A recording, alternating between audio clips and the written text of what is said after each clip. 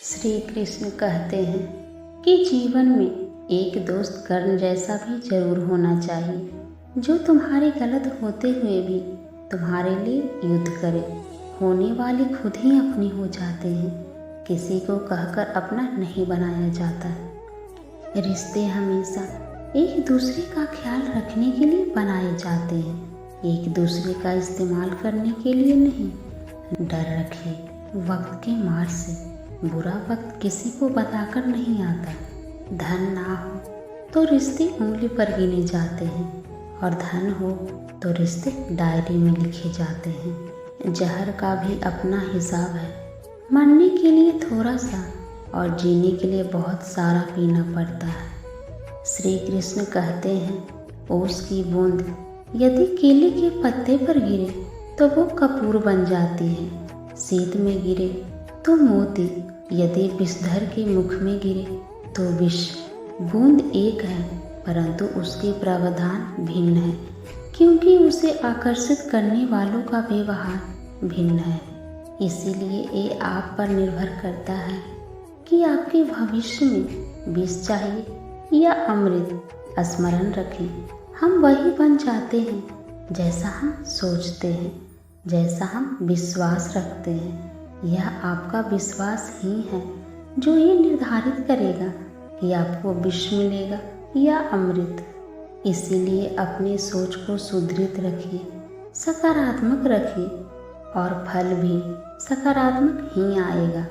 कानून की ज़रूरत बुरे लोगों के लिए है, क्योंकि सभ्य लोग तो शर्म से ही मर जाते हैं।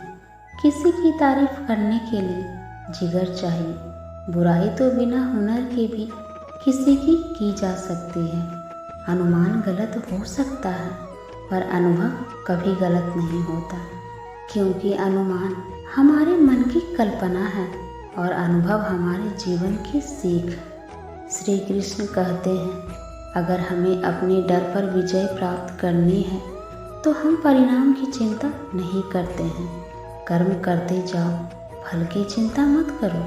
समय आने पर फल आपको अपने आप ही मिल जाएगा। और यदि हम फल की चिंता किए बिना स्वतंत्र रूप से कर्म करते हैं तो निश्चित ही परिणाम में स्वादिष्ट फल चखने के लिए मिलते हैं। एक गांव में एक किसान रहता था। उस गांव के बाहर एक छोटा सा खेत था।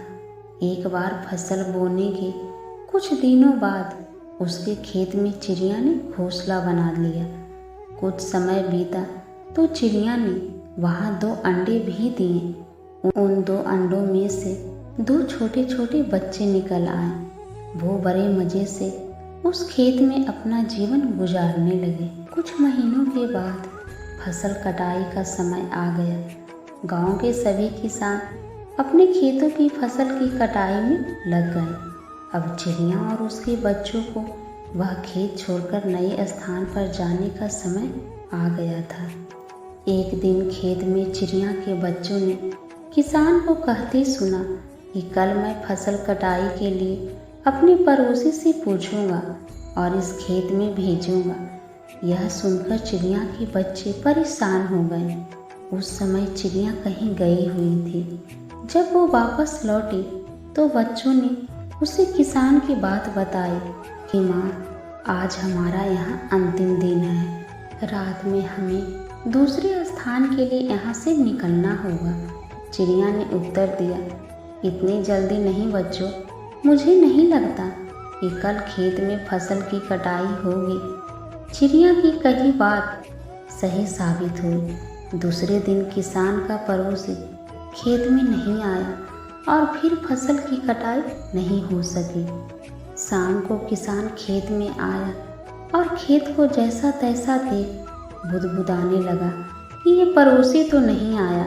ऐसा करता हूँ, कल अपने किसी रिश्तेदार को भेज देता हूँ। चिड़िया के बच्चों ने फिर किसान की बात सुनी और परेशान हो गई। जब चिड़िया को उन्होंने ये बात बताई तो वह बोली, तुम लोग चिंता मत करो, आज रात हमें जाने की ज़रूरत नहीं है। मुझे नहीं लगता कि किसान के रिश्तेदार आएंगे। ठीक ऐसा ही हुआ और किसान का रिश्तेदार अगले दिन खेत नहीं पहुंचा। चिड़िया के बच्चे हैरान थे क्योंकि उनकी माँ की हर बात सही हो रही है। अगली शाम जब किसान खेत आया तो खेत की वही स्थिति देखकर बुदबुदाने लगा कि ये लोग तो कहने के बाद भी कटाई के लिए आते ही नहीं हैं। कल मैं खुद आकर फसल की कटाई शुरू करूँगा। चिड़िया के बच्चों ने किसान की बात सुनी, फिर अपनी माँ को यह बात बताई। तब चिड़िया बोली, बच्चों, अब समय आ गया है एक खेत छोड़ने का। हम आज रात ही एक खेत छोड़कर दूसरी जगह चले जाएंगे। दोनों बच्चे हैरान थे कि इस बार ऐसा क्या है जो माँ खेत छोड़ने को तैयार है। उन्होंने पूछा तो चिड़िया बोली, बच्चों, पिछले 2 बार किसान की कटाई के लिए दूसरे पर निर्भर था। दूसरों को कहकर अपने काम से पल्ला झाड़ लिया था, लेकिन इस बार ऐसा नहीं है।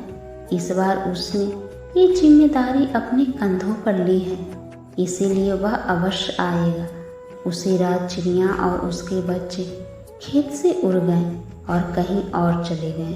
तो दोस्तों, इस कहानी से हमें यही सीख मिलती है कि दूसरों की सहायता लेने में कोई बुराई नहीं है, किंतु आप समय पर काम शुरू करना चाहते हैं और चाहते हैं कि वह समय पर पूरा हो जाए, तो उस काम की जिम्मेदारी स्वयं लेनी होगी। दूसरे भी मदद उसी को करते हैं जो अपनी मदद खुद करता है।